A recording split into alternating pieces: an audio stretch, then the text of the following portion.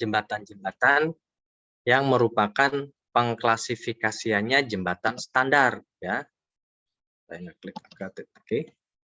Adalah jembatan yang standar.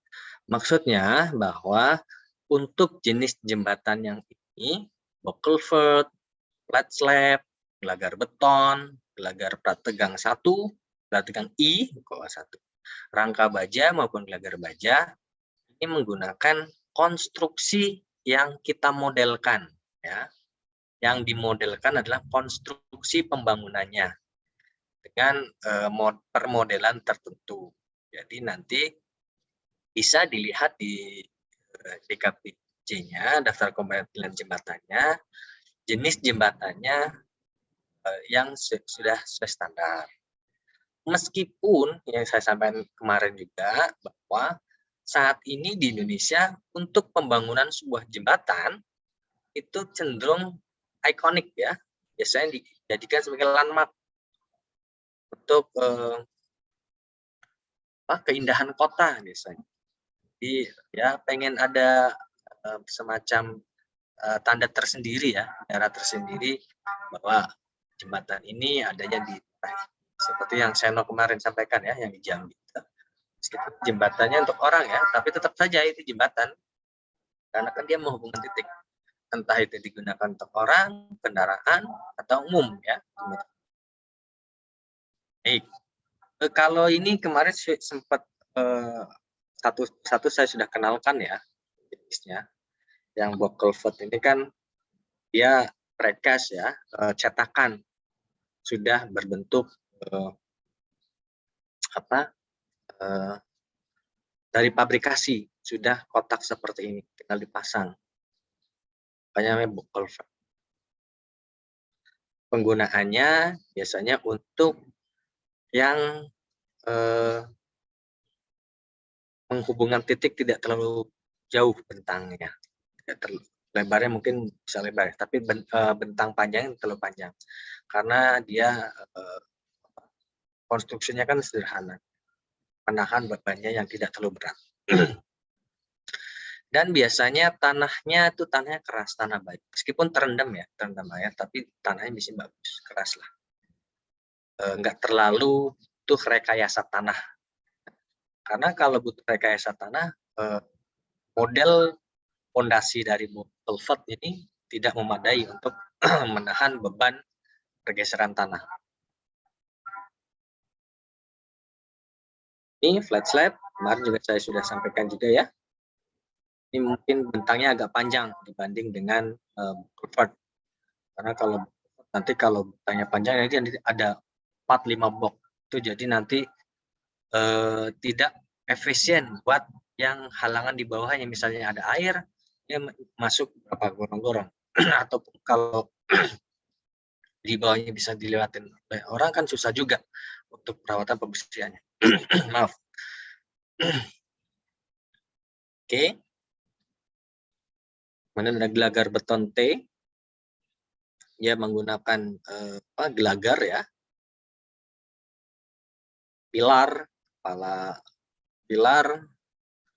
Dan kalau gelagar beton ini dia tidak pakai lapisan beton, tapi nanti asumsinya ada. Dia hanya menggunakan karena udah dibeton di atasnya langsung ya, diikat langsung biasanya ini untuk bentang yang panjang dan yang di bawahnya biasanya jalan raya ataupun ketika rintangannya itu besar. Gelagar tegang ini hampir sama ya. Nah, lebarnya lebih panjang lagi, lebarnya lebih lebar, bentangnya sih sama, bisa sampai 100 meter ini.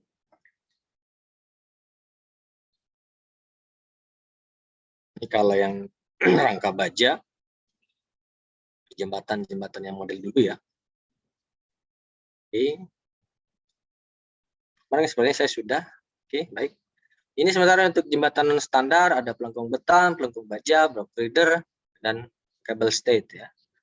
Tidak menutup kemungkinan yang jembatan non standar ini penggunaan konstruksinya bisa dua ya. Maksudnya kombinasi. Entah itu pakai tanpa tegangnya, bisa juga yang kabel state juga seperti itu. Itu yang jembatan gantung. Nah, ini. Yang jembatan pasopat itu ada 2 jenis yang digunakannya. Kabel state juga ada beton prategangnya juga. Baik, ini juga kemarin sudah ya. Ini dari struktur atas dan struktur bawah, inilah yang kemudian dijadikan permodelan perhitungannya. Jadi nanti perhitungannya ada 2 bagian, yaitu struktur atas dan struktur bawah. Ini untuk konstruksi jembatannya ya, di luar tanah. Tanah kita kan metodenya cross defense ya, ketika penilaian jalan. Jadi permodelan untuk konstruksi jembatan ada di struktur atas dan di struktur bawah. Untuk struktur atas, lantai jembatannya, gelagar jembatan, bangunannya, ini bagian besarnya. Nanti di atas kan ada lapisannya. Ya. Setelah gelagar itu, lantai jembatan itu kan ada lapisannya. Lapisannya aspal, apa lapisan beton. Oke. Kemudian ada trotoar, ada tiang sandaran, kan? Ada apa lagi? Trotoar, pipa air. Sementara kalau di struktur bawah ada pondasi, ada pilar, ada kepala jembatan. Kan yang di atas tumpuannya sedikit pilar tadi. Pilar atau tumpuan nanti tumpuan dari si jembatan. Oke, kemarin bagian-bagian sudah ya. Mana itu gelagar, mana itu kepala pilar, kepala jembatan. Operate.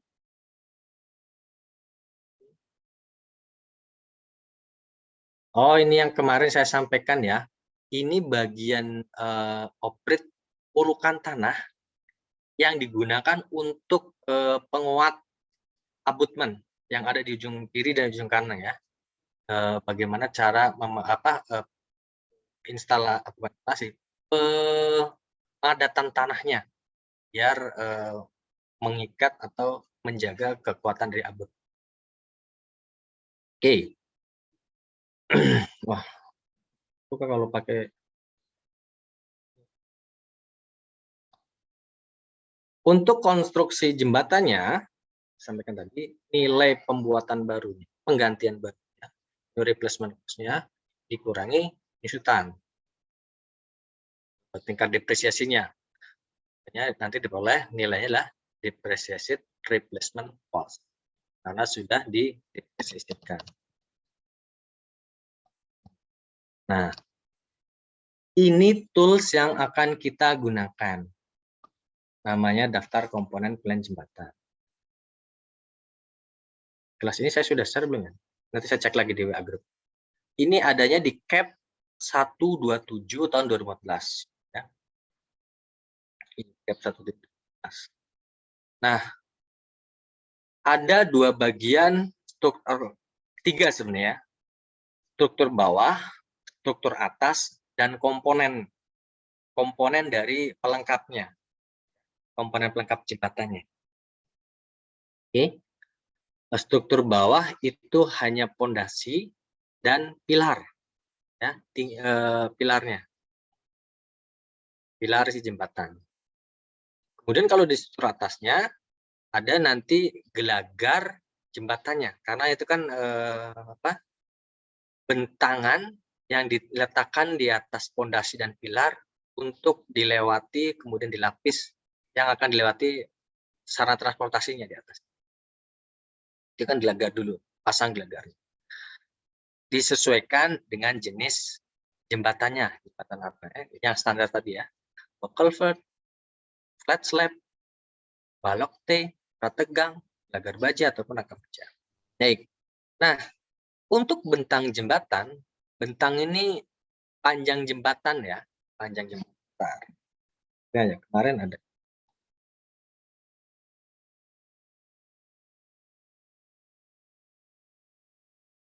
Ini kalau lebar bentang itu berarti dari kiri ke kanan itu lebar jembatan ya, lebar bentang atau lebar jembatan.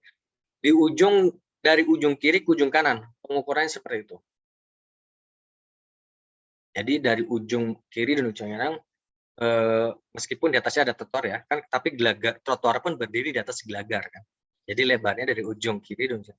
Sementara kalau panjang bentang itu dari ujung yang akan disambungkan, misalnya dari timur dan utara atau selatan dan barat, selatan dan utara, timur dan barat, ujungnya diukur panjangnya. Tidak menutup kemungkinan ini kan panjang ya, ini satu rangkaian, nggak ada pilarnya, nggak ada di pilarnya. Bisa saja di sini ada pilarnya sebagai bantuannya. Ya. Ini, nanti kita tinggal hitung saja ketika kita milih ada nggak tinggi pilar, kalau pilarnya. Oke.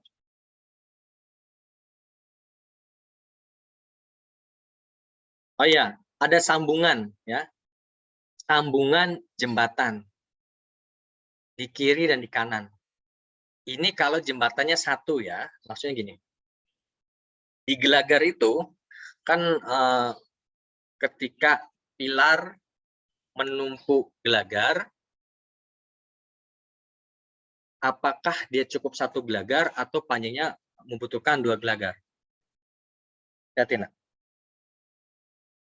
Tetapi yang dicontohkan di sini cukup satu ya, satu bentang saja antara tanah yang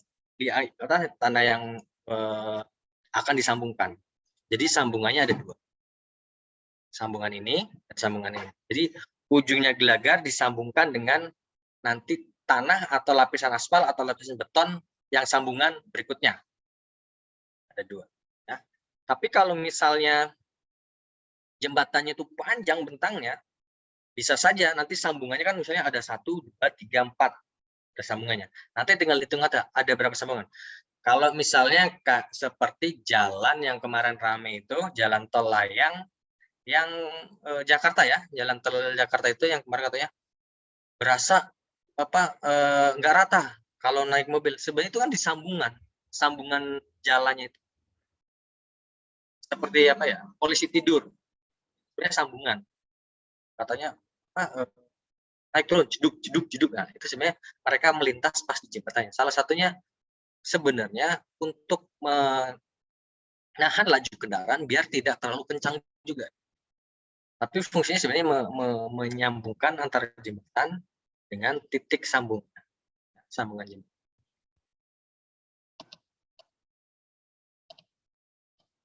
Oke. Nah, sandaran itu yang horizontal ya, sementara tiangnya yang vertikal. Yang menyangga sandaran itu kan tiang sandaran ya. Nanti ini ada dari beton atau dari baja. Kalau sandarannya satu ini pipa ya. Kalau sandaran 2 bisa dari beton, dari baja.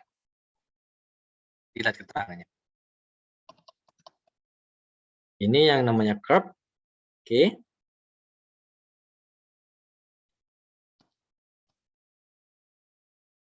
Nah, kemudian untuk ketentuan penyusutannya ya, kan kita akan mencari nilainya. Kan nilainya setelah nilai penggantian baru dikurangi penyusutan. Bagaimana cara menentukan penyusutannya untuk fisik ya? Ini ada 5 kategori. Jadi kalian bisa baca, misalnya kalau jembatannya tuh masih baru, masih ya 1, 3, 4 tahun, belum ada kerusakan, terus dirawat, penyusutannya ya maksimal tuh 10%. Dikasih range 0 sampai 10%. Jadi boleh 3, boleh 5, tapi maksimal 10%. Penentuannya gimana Pak? 5, 3, jangan asal main 5, asal main 3. Nah, penentuannya biasanya kalau jembatan itu dari biaya. Ya, dari biaya. Misalnya sebuah jembatan terbangun ya, total proyeknya ataupun kita sudah menghitung misalnya bahwa satu jembatan itu nilainya 1 miliar misalnya ya, terdapat kerusakan fisik ya. Kerusakan fisik Misalnya di tiang sandarannya bengkok atau sambungannya nggak disambung, kalau sambungan kadarnya, tapi nggak masalah juga. Nah, kerusakan itu di total penggantinya berapa? Ya, penggantinya berapa? Misalnya dari kerusakan itu di total terjadi penggantian sekitar 2.500.000. Tadi jembatannya 1 miliar. Nah, nanti dipresentasikan saja 2.500.000 ini berapa persen dari 1 miliar. Ketemu nanti penyusutan fisik sekian persen. Itu kalau base-nya on biaya ya. Jadi disusutkan biaya untuk memperbaikinya. Dan biasanya itu yang saya gunakan ketika mendekatkan biaya, berapa sih biaya penggantian biar dia bisa berfungsi seperti semula. Nah, kan perusahaannya fisik nih, biaya fisiknya berapa? Untuk menentukan exactly berapa persennya, ini kan karena di range kan 0 sampai 10%, 10 sampai 25%. Ya. Ini sampai di tikmannya, apakah 15, apakah 12, seperti itu. Salah satu trigger di penyusunan fisik di untuk penentuan persentase penyesuaiannya. Meskipun ini di range ya, Pak kan udah di range, ya saya boleh aja maksimal ya, tapi kan harus ada dasar ketika kita menentukan penyusunan fisiknya itu berapa. Ya, sama lah kayak ketika kita melakukan penyesuaian dengan pendekatan pasar ya, harus ada dasarnya seperti itu. Tapi paling presisi itu dengan pasarnya. Pasarnya misalnya harga pasar, harga biaya perbaikannya berapa saat ini, kan berarti pasarnya presisi. Oke. Ada juga penyusut kemudahan fungsi dan ekonomi. Dalam hal ini ditentukan, penilai melihat ada kemudahan fungsi dan ekonomi, silakan. Misalnya, kalau fisik kan kerusakan fisiknya. Kalau fungsi dan ekonomi ini cenderungnya dari pengaruh-pengaruh dari luar. Ada pengaturan terbaru atau mungkin ada rute baru, ya, ada rute baru atau jembatan baru yang lebih dekat. Nah, ini jembatan mulai ditinggalkan. Nah, itu salah satu kemunduran fungsi ekonomis juga tuh, bukan fungsi ya. Karena kan fungsinya masih ekonomisnya. Nggak ekonomis lewat jembatan yang lama. Ekonomis baru, boleh. Ya, nanti caranya gimana Pak? Caranya misalnya sebelum ada jembatan baru, lalu lintas yang di situ 100 kendaraan per hari, orang, trafficnya. Begitu ada rute atau jembatan baru, trafficnya ternyata cuman berkurang. Sekarang cuma 15 atau 20, in average sekitar 17.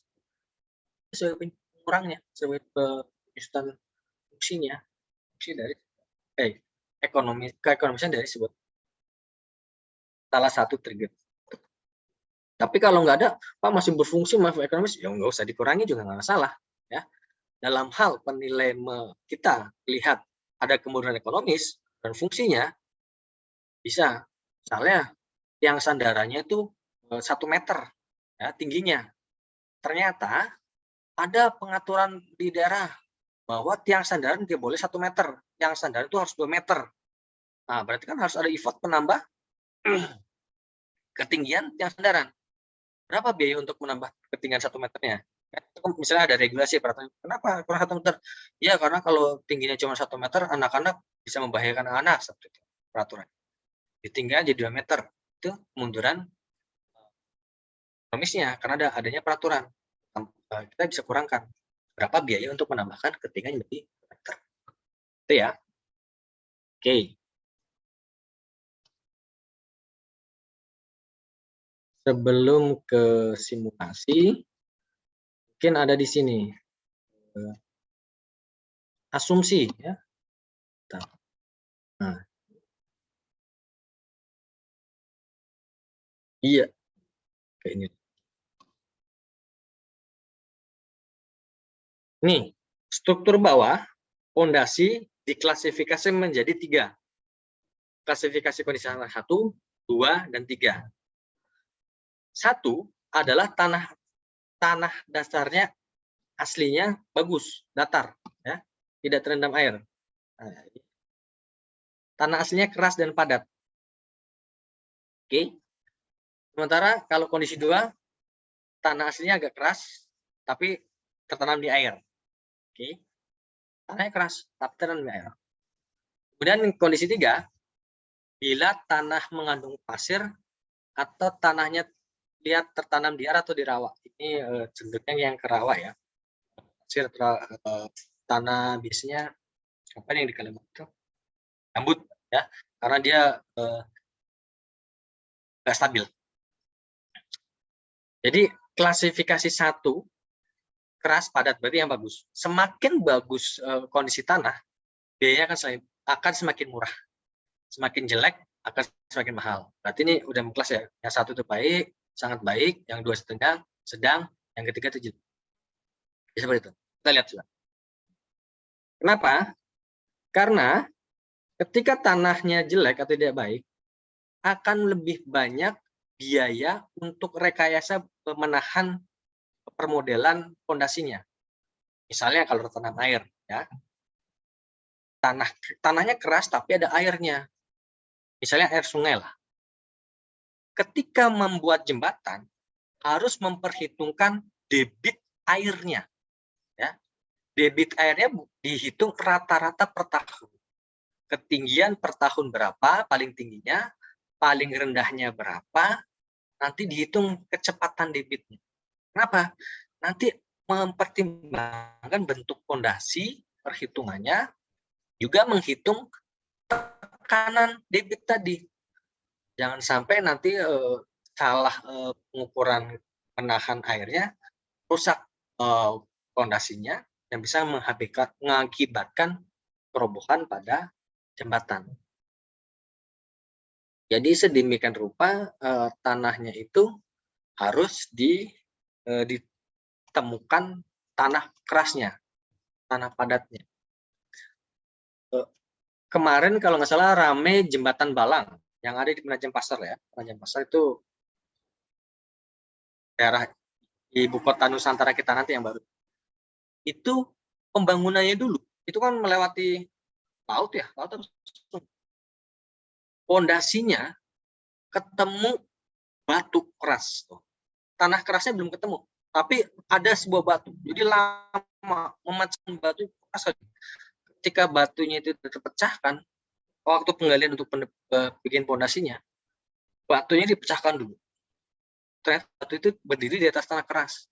Setelah batunya itu pecah, ketemu tanah kerasnya, baru dibikin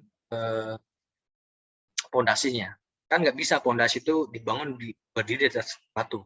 Suatu saat batunya itu geser, pilar atau tiang tumpuan itu geser juga. Makanya kemarin itu, kalau saya baca beritanya, Kementerian PUPR lama ketika salah satu menara, tiang menara pondasinya yang di tengah itu, ada tanah, batunya harus dipecahkan dulu, ada batuan.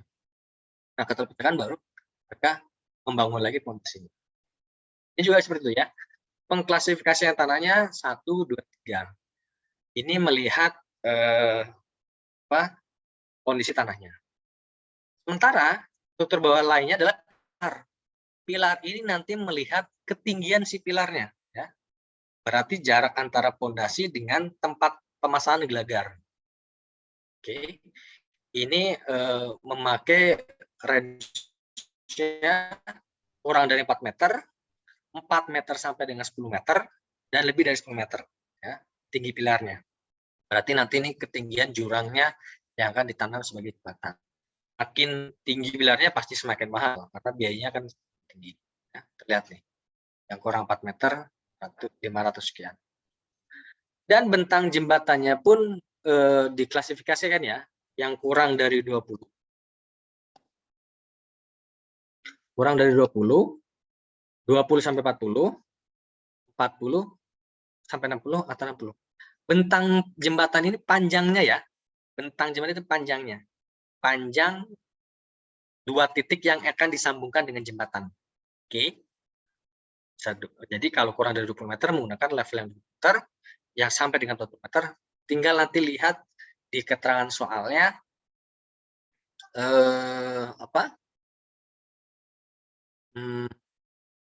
Panjangnya itu berapa? Oke. Nanti ketemu tinggal masukkan itemnya. Kemudian untuk struktur atas, kita lihat jenis jembatannya apa. Culvert, flat slab, tanpa tegang, gelagar baja atau rangka baja. Ya. Ini pun ada panjang jembatannya, angkanya. Oke. Coba kita, nah, untuk komponen lainnya misalnya tiang sandaran, ada sandaran, kerb, trotoar, lapisan aspal. Ini nanti disesuaikan dengan satuan pengukurannya ya, satuan volumenya. Kalau tumpuan tuh buah, oke. Kalau plat baja meter persegi. Kalau tiang sandaran, tiangnya itu buah, ada berapa tiang? Ukuran materinya. Kalau sandaran meter lari, oke. Trotoar meter persegi. Oke. Oke, coba kita lihat clear dulu.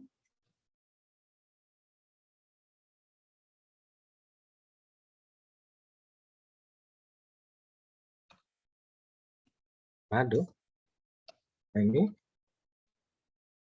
Bentar. Oh, dia pakai animasi.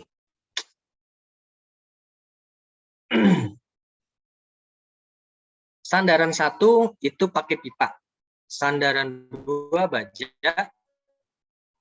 Yang sandaran 1 adalah beton, yang sandaran 2 adalah baja. Oke. Pipa air hujan berada di atas sungai, tidak berada di atas sungai, air hujan 2. Nah, ini kemarin saya sampaikan ya. Kalau air berada di atas sungai, dia tidak terlalu, kalau di atas sungai, biasanya lebih murah.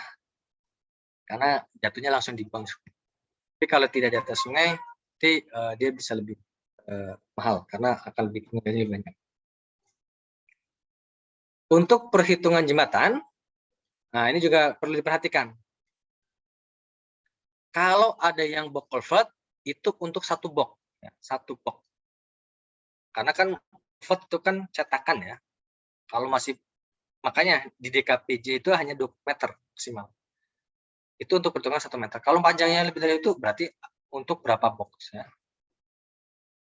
Kemudian box culvert hanya dilapisi aspal, tidak memakai lantai beton. Jadi kan karena dia sudah cetakan, tinggal diuruk dengan tanah, nanti dia langsung dilapis tanah lagi, langsung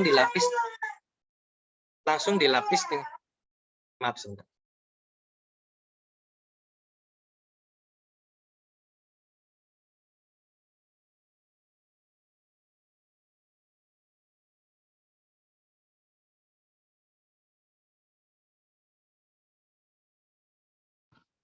Oke, fondasi memakai kondisi tanah 1, iya, karena box culvert itu dan tidak memakai pilar. Saya sampaikan, dia dikhususkan untuk misalnya irigasi atau saluran tanah atau saluran buangan ya, saluran drainase yang tidak terlalu lebar, makanya nggak memakai pilar. Oke, sementara untuk flat slab, balok T atau plat tegang tidak lagi menggunakan beton, langsung dilapis aspal. Apa? Ya karena mereka konstruksinya udah beton ya, gelagarnya itu lantainya udah beton, tinggal langsung dilapis aspal. Sementara kalau gelagar baja, rangka baja kan jelas strukturnya dari baja, maka harus dilapis beton dulu, atau nanti boleh dilapis aspal atau cuma lapis beton. Oke, dan harga satuan yang tercantum adalah harga satu provinsi DKI Jakarta. Jadi kalau nanti di perhitungannya kita misalnya menghitung di daerah Semarang, Surabaya, nanti dikalikan dengan indeks koefisien daerahnya. Ya, ada koefisien daerahnya. Oke. Nah, ini ya, saya buka Excel aja.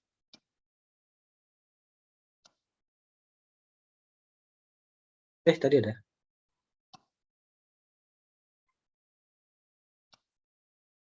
Stop share ya.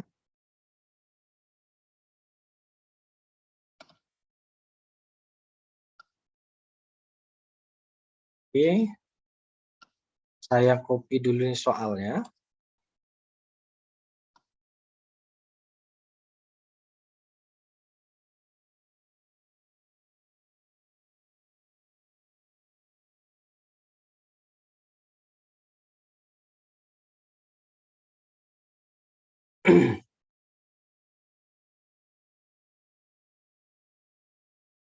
Ini di sini udah ada sih ya. Bentar.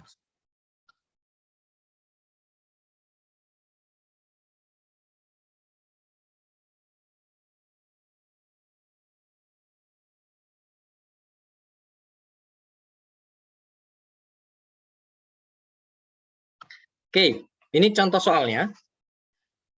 Bahwa dari pemeriksaan survei lapangan, kita diminta untuk melakukan penilaian jembatan Prategang I yang berlokasi di Ibu Kota Jakarta, yang tidak berada di atas sungai. Oke, tidak berada di atas sungai. Kita pegang kuncinya.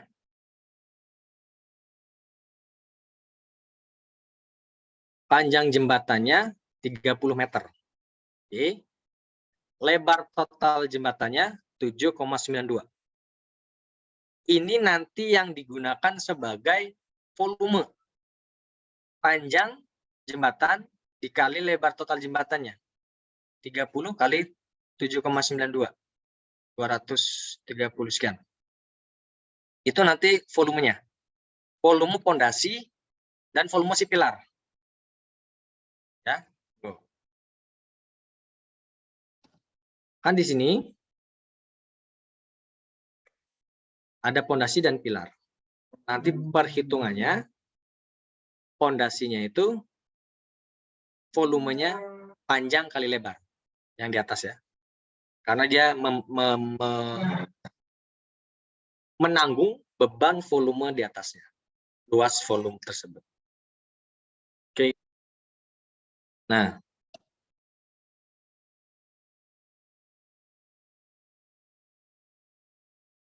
lebar kondisinya tanah keras padat berarti kondisi tanah 1. Oke, kita lihat di sini. Tanah keras 1. Oke, berarti nanti kita lihat di sini tanah keras 1.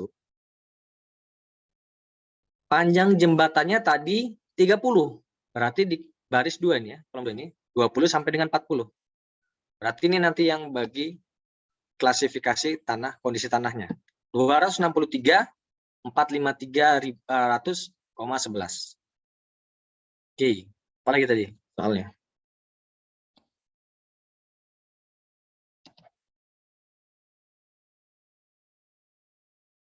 Tinggi pilar jembatan 8 meter. Berarti kita menggunakan yang di kolom 4 sampai dengan 10. Berarti nanti pengalinya luasan pilar itu adalah 1526083.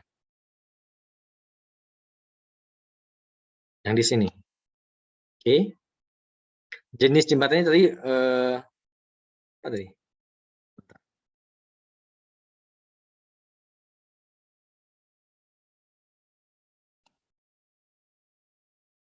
Jembatan Prategang I. Jembatan Prategang I. Berarti di sini. Panjang jembatannya 30. Berarti kita nanti ngambil angkanya yang 4.137.794. Oke. Ini untuk strukturnya. Ya. Nanti kan ada komponennya, ada lapisan aspalnya berapa. Luasannya tinggal memasukkan saja. Oke. Kita lihat hitungnya.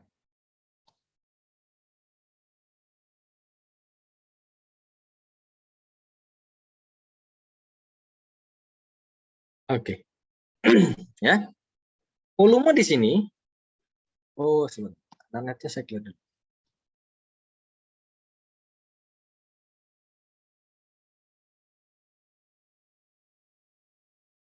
.237 ini adalah 30 dikali 7,92 tadi ya. Ini volumenya di sini. Angkanya tadi saya tunjukkan sudah. Sini harga volumenya, nanti dikalikan ketemu harga pondasinya sama pilarnya. Itu untuk struktur bawahnya. Struktur atasnya kita menghitung gelagar. Gelagarnya sesuai dengan jenis jembatannya. Tadi kan prategang I kan? 4.137.794.35. Oke. 12 buah. Bentar. Saya sebenarnya punya perhitungan. Biar kita nggak lompat-lompat. Perhitungan jembatan tadi mana?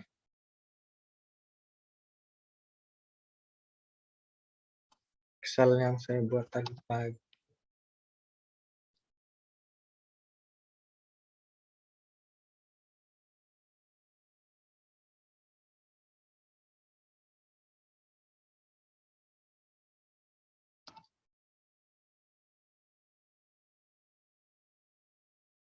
Lihat ya. Oke. 203.76 untuk volume. Ini adalah perkalian dari panjang dan bentangnya. Oke. Sama semua. Untuk pondasi, pilar, nanti dicari tinggal harga satuannya disesuaikan. Oke. Tinggi pilarnya, gelagarnya pun sama. Untuk struktur bawah. Dikalikan dengan jenis,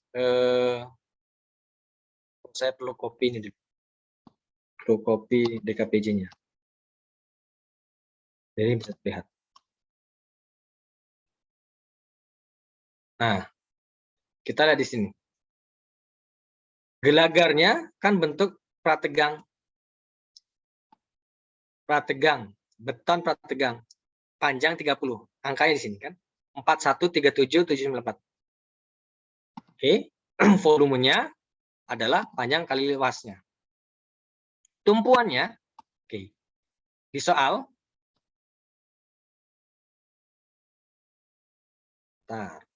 kita geser dulu. Kita kecilkan. Banyaknya tumpuan 12 buah.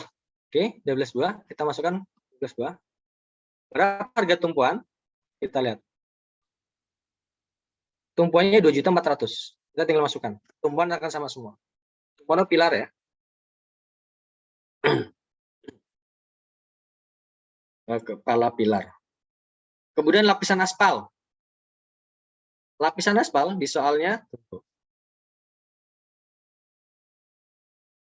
Lapisan aspal 6 dengan lebar 6 ya. Oh, panjangnya 30 sepanjang jembatan. Berarti volumenya 6 kali 30. 180.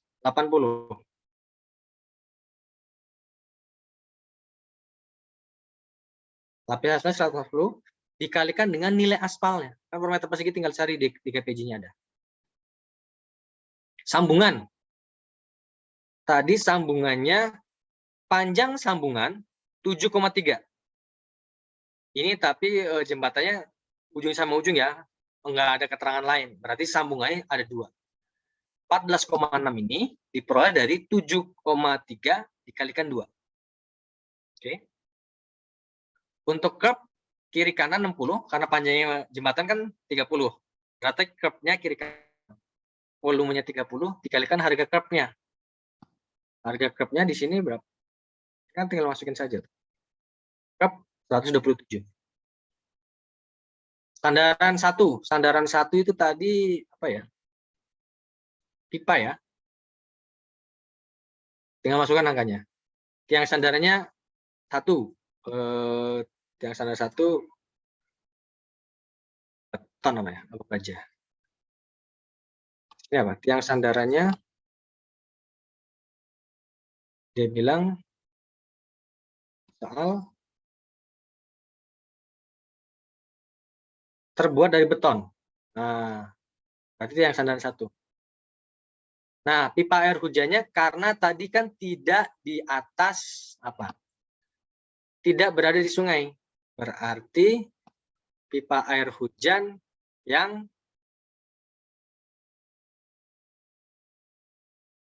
ini 24651 saya. Angkanya. Nanti volume tinggal masukkan saja nanti angkanya ya. Antara di atas sungai atau di atas sungai. Itu kan pipa air hujan ya. Pipa air hujannya ini tidak di atas sungai. Kemudian untuk trotoar, trotoar lebarnya 80 cm.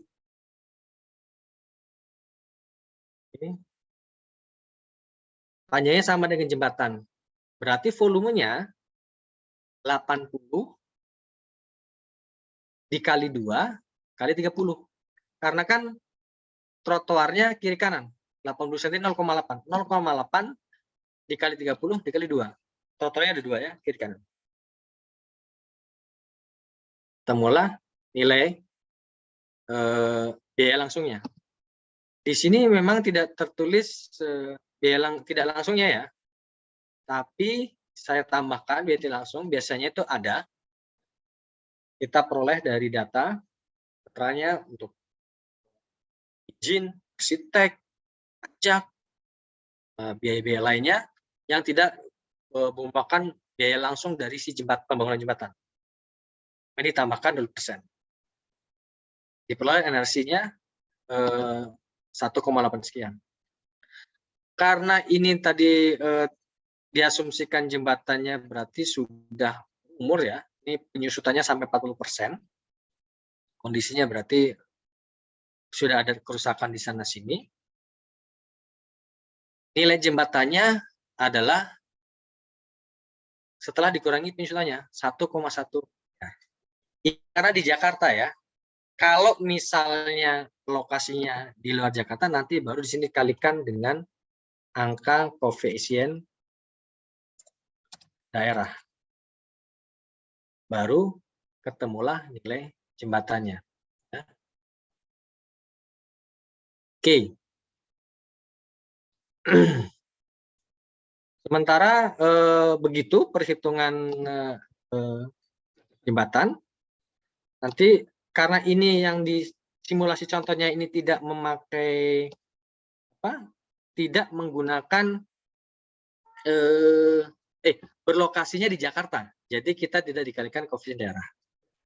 Nah, sementara itu untuk yang standar ya. Sementara kalau perhitungan jembatan non standar, kita harus tahu atau kita membuat bill of quantity-nya, rincian anggaran biayanya apa aja pekerjaannya.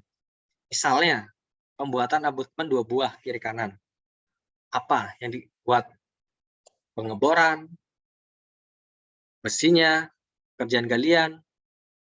Ini semua satuan pekerjaannya. Itu satu tuh. Kalau tidak ada, kita bikin ya sesuai dengan pekerjaan yang akan digunakan. Tapi kalau misalnya jembatan itu sudah dibikin, sudah dibangun, kita disuruh nilai, ambil saja rincian anggaran biayanya. Rincian anggaran biaya itu nanti kita update angka-angka harga satuan di sini. Misalnya RAB-nya udah 2 tahun yang lalu, Pak. Harga satuan ini kita update dengan harga satuan saat ini. Saat penilaian, misalnya pas pembangunan RAB-nya 10 tahun yang lalu, Pak. 2011. Kita milih 2010. Update saja angka-angka di sini dengan nilai biaya saat ini. Tapi kalau keterangan ini yang nggak ada, ya kita bikin dari awal. Ya, ini yang harus kita miliki biasanya teman-teman teknik sipil. Dia tahu bagaimana sebuah konstruksi jembatan atau bangunan itu apa saja pengerjaan itemnya. Nanti kita masukkan volume dan harga satuannya.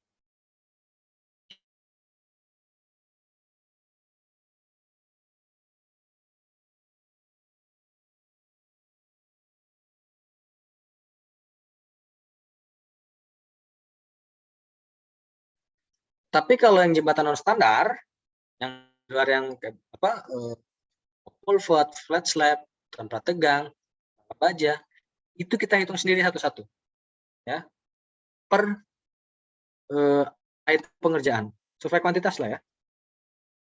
Ini memakan waktu yang lama ketika datanya itu nggak ada. Tapi kalau RAB-nya ada, kita tinggal ngupdate jumlah satuan pengerjaannya.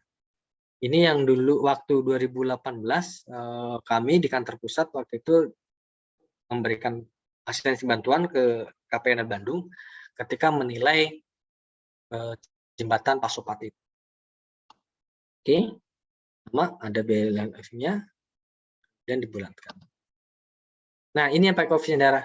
Kalau pakai DKPJ, daftar komandan jalan, jembatan, kalau lokasinya misalnya di Jogja, ya berarti harus dikalikan dengan koefisien daerahnya. Tinggal nanti lokasinya di mana? Apakah di Jogjanya dihitung dari jarak ibu kota provinsi. Ibu kota provinsinya kan di Jogja ya, dari Jakarta di Jogja. Misalnya ada di Sleman, ada di Bantul. Sleman, Bantul ke ibu kota Jogja itu berapa kilometer? Contoh saya tinggal di Bogor, ibu kota provinsi Jawa Barat kan Bandung.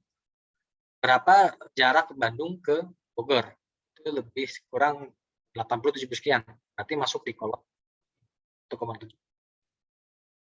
Setelah diperoleh ya jembatan dikurangi penyusutan ya, dan nilai bersihnya berikan dengan koefisien daerah. Baik, sepertinya itu yang untuk bisa saya sampaikan minggu ini.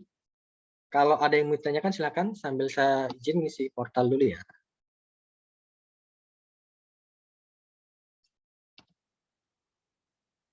Stop share. Oke. Saya isi portal dulu.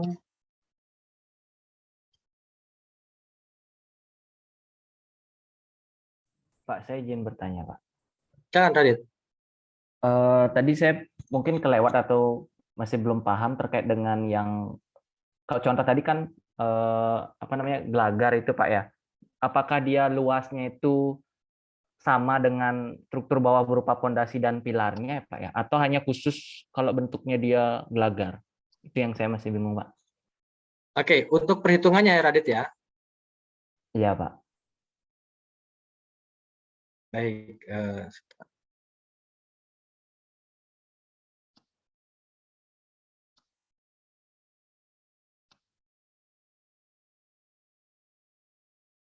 mana tadi? Oke.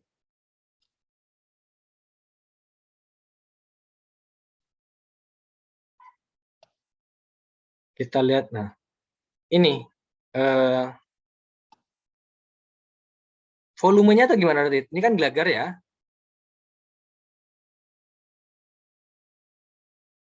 Kan tadi bentuk jenis jembatannya beton prategang. Panjang bentangnya 30. Jadi ngambil ini. Lantai jembatannya, gelagarnya. Jadi gelagar itu kan panjang sebenarnya. Dia menghitung volume di atasnya. Ya, volume yang bannya. Kan struktur atas. Yang ditanyakan tadi apa? Tadi kan ditauin untuk yang apa namanya pondasi struktur bawah itu kan dan volume pilarnya juga sama sekitar 270-an itu, Pak. 237,6 itu. Sementara volume gelagarnya juga sama. Yang saya tanyakan itu pasti selalu begitu ya, Pak, untuk yang volume gelagar itu sama besarnya dengan pondasi dan pilar itu, Pak. Ya, Radit, karena ini kan di model ya. Ini kan sudah ketemu ujungnya per klasifikasi per 20 meter, 20 sampai 40.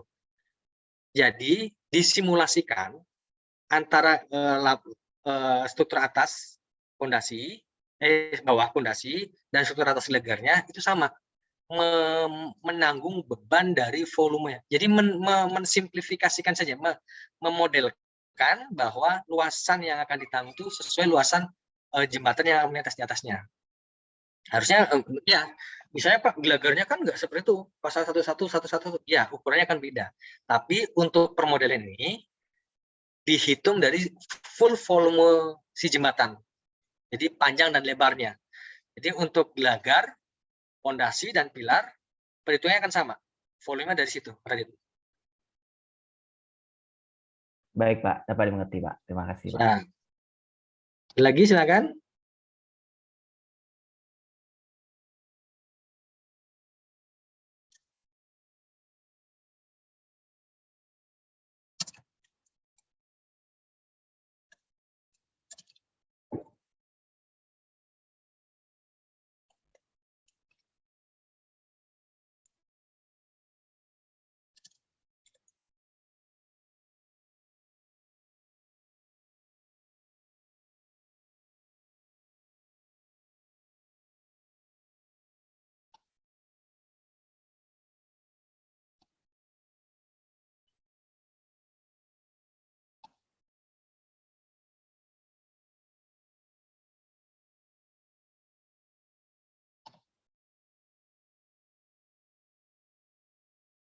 hadir semua ya. Sebentar.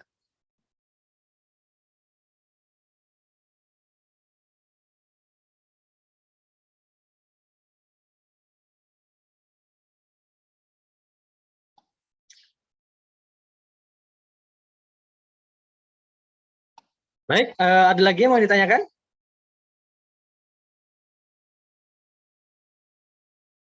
Wah, Willis sudah begadang ya. Kemarin nonton kayaknya. Udah masuk final. Nggak dengar ya. Oke. Cukup? Ada oh, ini siapa yang ada yang mau tanyakan lagi nggak?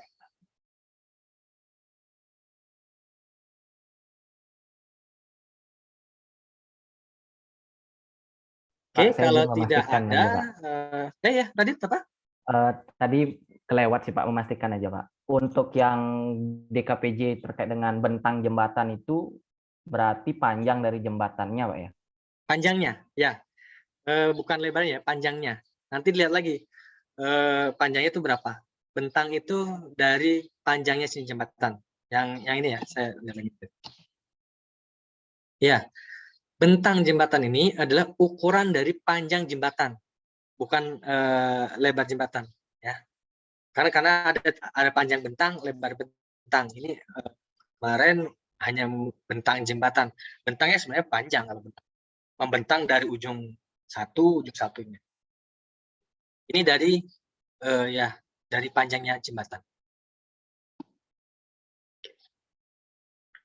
Ada lagi yang lain? Baik Pak, terima kasih Pak. Sama-sama Radit.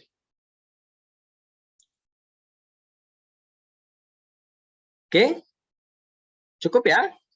Nanti saya share di grup yang Excel tadi buat kalian belajar. Terima kasih atas perhatiannya.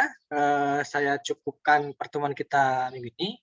Kita masih punya satu pertemuan lagi terkait laporan penilaian, dan kita nanti akan recap dari setelah UTS sampai persiapan kita UAS. Tetap jaga kesehatan, prokes. Kita jumpa lagi pekan-pekan. Saya izin pamit ya. Selamat pagi. Pagi, Pak. Terima kasih, Pak. Terima kasih, Pak. Terima kasih, Pak.